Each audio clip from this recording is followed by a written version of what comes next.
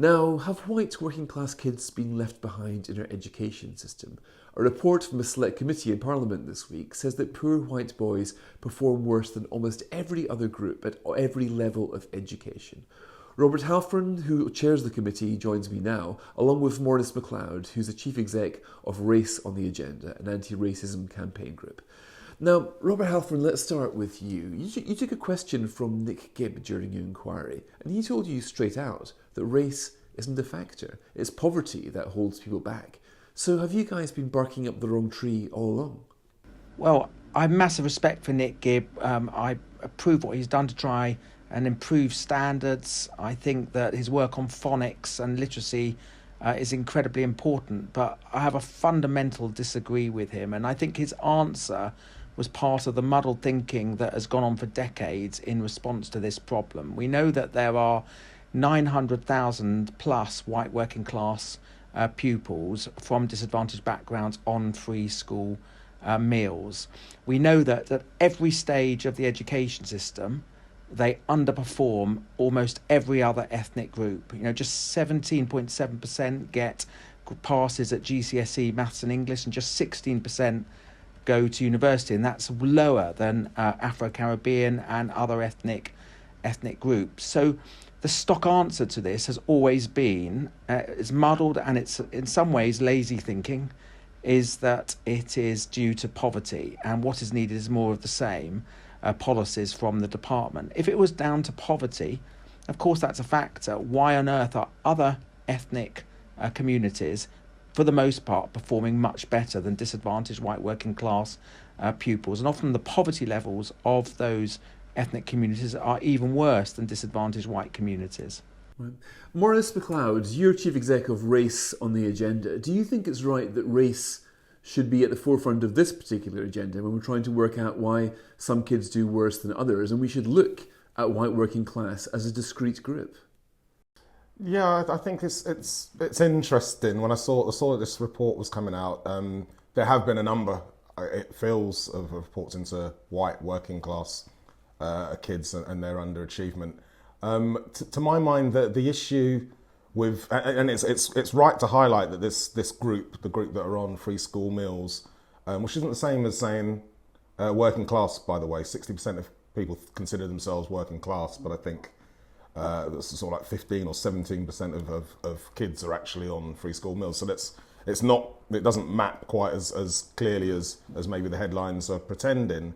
But to my mind, they're not disadvantaged because of their race. That's why I find the framing maybe of this work slightly confusing. Right. And Robert Halfon, that's quite a good point, isn't it? I mean, you looked at the phrase white privilege in your report, and you said you didn't think it was a helpful term. But if you use language like this, that was quite explosive. Several members of your committee walked out.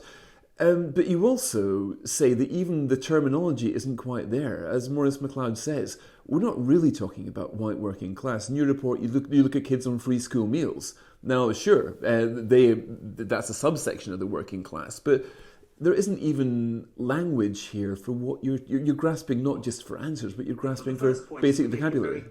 Yeah, the first point is we make it very clear in the report, the data set we're looking at, and we're looking at white working class boys and girls on free school meals from disadvantaged backgrounds, and we explain that in the report. Of course, there is a generic term for white working class, but that is the group that we are looking at that underperform, as I say, against almost every other ethnic group. Now, on the point of white privilege, and the reason why we put this in the report, the Labour members didn't walk out, they just voted against the report. But the reason why we put it in, because it's wrong, fundamentally wrong for three reasons. So the first reason is that if you use the concept of white privilege, you are implying collective guilt when it should be individual responsibility for acts of racism. And the second reason is if you use the word white privilege, you're basically telling a poorer white community that they are privileged. You're telling a single parent who might live in a tiny flat in my constituency of Harlow, who are doing their best to bring up their child, that they have white privilege. And the third reason is that it's factually incorrect, because all the data shows that far from being privileged in education, these disadvantaged white communities are doing worse as I repeat, than almost any other ethnic group. And I just want to add that I am not, this is, people go on about the culture wars. If you walk along the streets of my constituency, no one would even know what the culture wars are about. I am raising this, my committee has raised this, because all that people hear, and you can make an intellectual argument about what white privilege means, but I'm a Ron Seal type politician. White privilege does what it says on the tin. It just tells people, whatever their background, whatever their circumstances, that they have white privilege. Those are the only two words that they hear, and it's wrong. It's being introduced by councils, it's being recommended by educational groups. It's got to stop spreading. It is not the way to deal with racism. Maurice Mcleod, you must have some sympathy with that. I mean, is white privilege problematic? Does the very phrase tell somebody in the council estate who's had no privilege at all in their life that they're inherently well off just because of the colour of their skin? It's a form of racism, isn't it?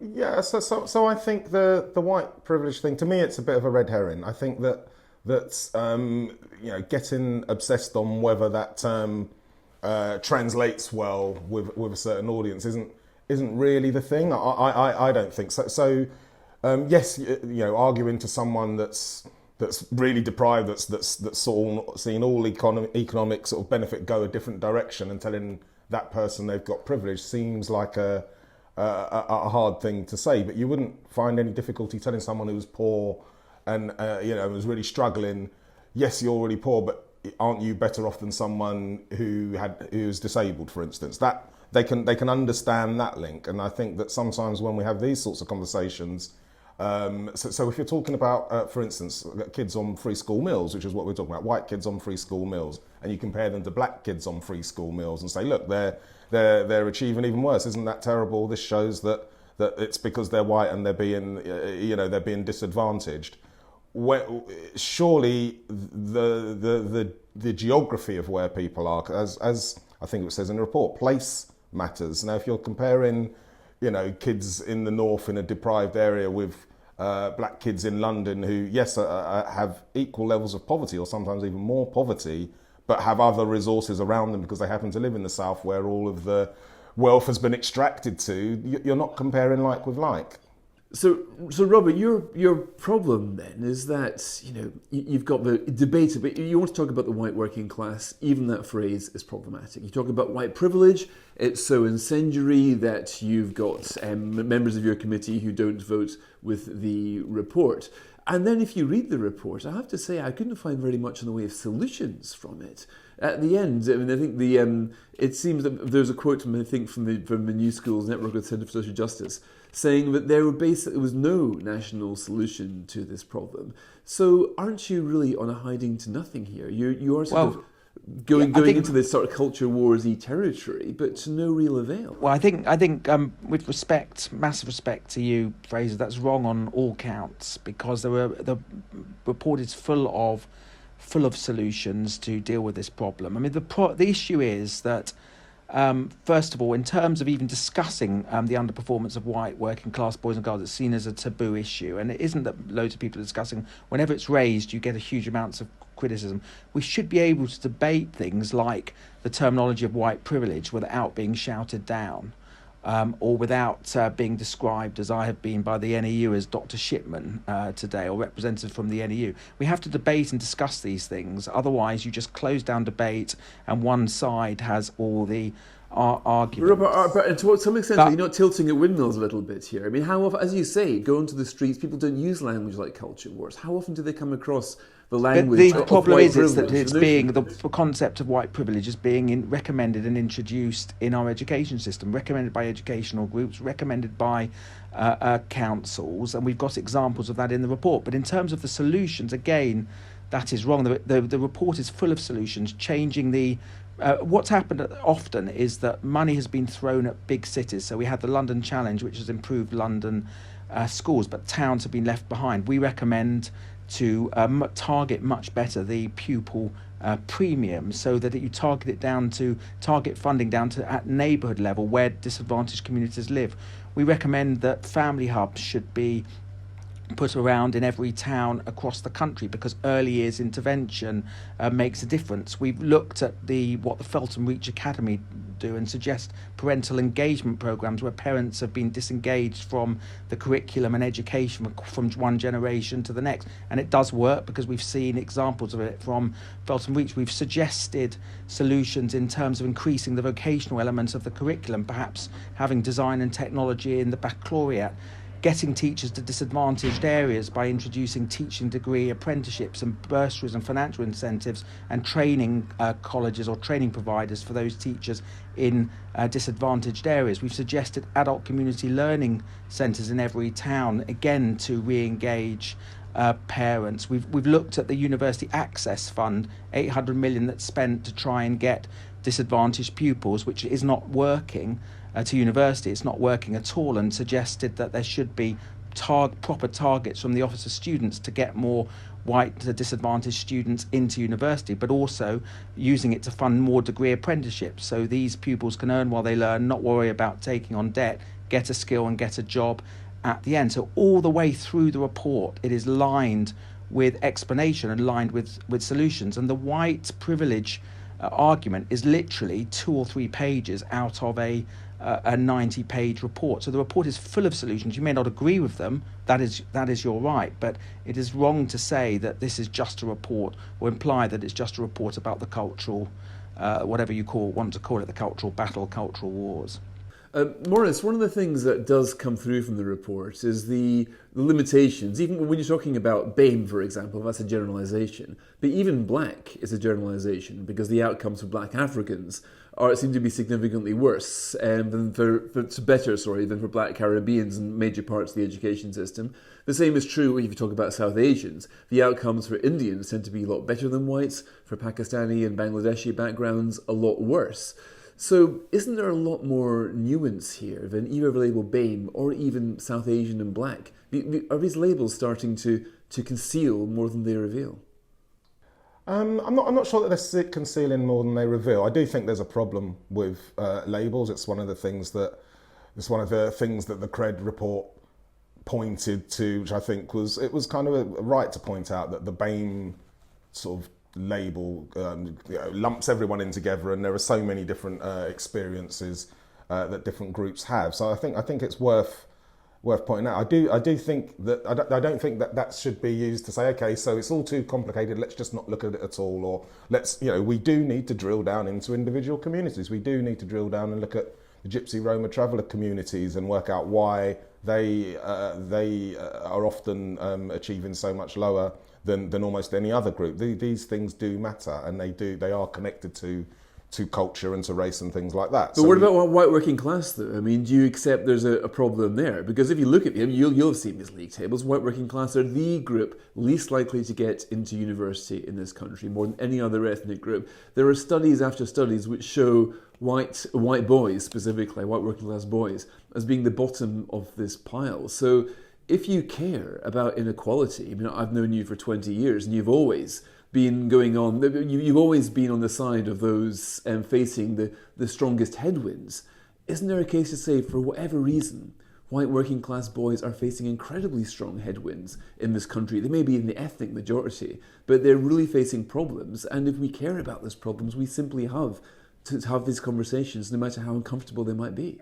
Absolutely. No, we absolutely have to have the conversation. But what I'm, I guess, challenging is that I don't think that this part of the conversation needs to be racialised. If you're talking about working class children and what they need and how they need to be, how their educational standards needs to be lifted up, and how they've been sort of neglected for decades, let's be honest, nothing in the stuff that Robert just said, in the tools that are in the solutions that are in this report, none of them are specific to white people. I'm not really sure why label this as, the report into fixing.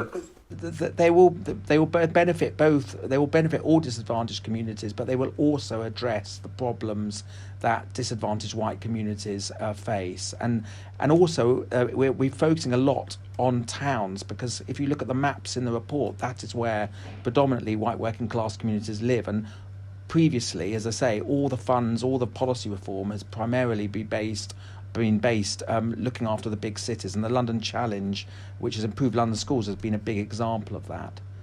A bit more to your points about poverty, though. I mean, if you look at, for example, Chinese pupils in free school meals, their outcomes educationally are better than rich whites. So you can't say that if your analysis was true, then surely everybody in free school meals would have the same outcome. And in fact, what this report shows is the huge differentials in outcomes for free school meal pupils depending on their ethnicity. Yeah, I'm not at all arguing that. I think that when we're talking about the white working class kids in particular, I think there's more. I still haven't heard any explanation for how their ethnicity is part of the challenge for them. I think it's more to do with the geography. It's more to do with where they live in the country. Well, that's exactly what we've said, though. If you read the report, that's exactly what we've said. And going back to the white privilege argument, it's other people who want to turn it into an ethnicity by accusing people of being white privileged who are not, which is why we put those few pages in the report about it, to try and actually make this argument that it is about place and it's about class and where people live, and there's regional inequalities, family disengagement from the curriculum, multi-generational disadvantage, and lack of attention paid to the fact that these students don't go to university, lack of attention paid to the cultural, often the cultural factors which in white communities they want more vocational education and apprentices to well, do Rob, can we talk a bit more about that, which was quite interesting, the cultural aspects. I mean, you'll have heard it argued that if you take two kids in free school meals, say you've got a son of, take Sajid Javid for example, the son of Indian immigrants, and they came to this country mainly so their son could avail himself of the education system.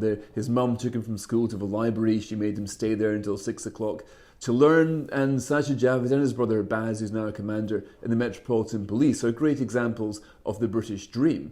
But it's said, look, that is in any way a quite well understood immigrant story. But compare that to white working class culture, where you've got parents who will have had a very different experience perhaps of the education system. It was not obvious to them that working hard at school particularly paid dividends in life, so they're not going to prioritise it as parents. And so perhaps that culture could be something, and it's very difficult to talk exactly about because politicians like you might sound as if you're talking down. But no, we actually got we've actually looked at this in the report, and you're exactly right. And we make the point, as funny enough, the Commission for Race Disparity also made the point that often new immigrant families coming in, they see education as a route out of poverty. And my father was an immigrant to this country. He worked day and night. I actually got sent to a private school. My father came here with nothing, but worked day and night because his view was education was everything, and that would be mean we would have success in life. What has happened with many disadvantaged white communities is, for one reason and another, they were let down in previous generations, often by the education system, or became disengaged from it. And they passed that on from one generation to the next, that disengagement. And that's why we've talked about family hubs and parental engagement programs, and looked at the remarkable work of Felton Reach Academy and others, and see whether or not it can be replicated to re-engage those families into the education system, so we don't kind of perpetuate this for this kind of disengagement for infinity. And this is why this report is about a lot more than just the two words of white privilege, although nevertheless it is an important subject, as I say, to be debated upon. Maurice Mcleod, that's an interesting point, isn't it? I mean, skin colour aside, you do have an issue here of white working class parents who would have been hit by perhaps deindustrialisation in the 80s, whose grandparents might have come from a culture, as my dad was. When you basically left school at 15, that's what you did. Nobody expected it to be any different. So it's not so much skin colour, it's more culture. It's what your parents experience, it's what they expect, it's what your grandparents expected. And that is simply different for the children of white working class than it is, I don't know, perhaps for the children of immigrants like Sajid Javid's parents, who would have come here thinking to themselves, this school is going to be the ladder for my son all the way up. What white working class might not have the same perspective or historical experience. Yeah, I'm sure that intergenerational memory and all that sort of stuff comes into it. I mean, none of this, all this stuff is nuanced. So I don't think you can just look at just say, okay, these immigrants came in and they did well, therefore there's not a problem with the system now. It might be that you're not comparing like for like necessarily. I know a lot of my friends whose families came from Africa, who are Asian, but families came from Africa during the sort of 80s and 70s. They didn't come in poor. They didn't come to this country in the same way that maybe my mum, when she came over from Jamaica, came over. She wasn't dirt poor, but she didn't come over with any amount of wealth. She came over to sort of start at the bottom and work. So there's a different, comparing those two outlooks and those two ways of bringing up children obviously comes into it, but I don't think you can ignore the racialized nature of existence, especially for people from minority ethnic communities in Britain. That is something that follows through. And if you're saying parents aren't instilling the value of education in their kids aren't stupid. They look and they see their big brothers and people from a few years older than them who've gone through education, who've done all the right things and still aren't getting on. So you need to take into account, what's the actual offer with education? What are you being promised?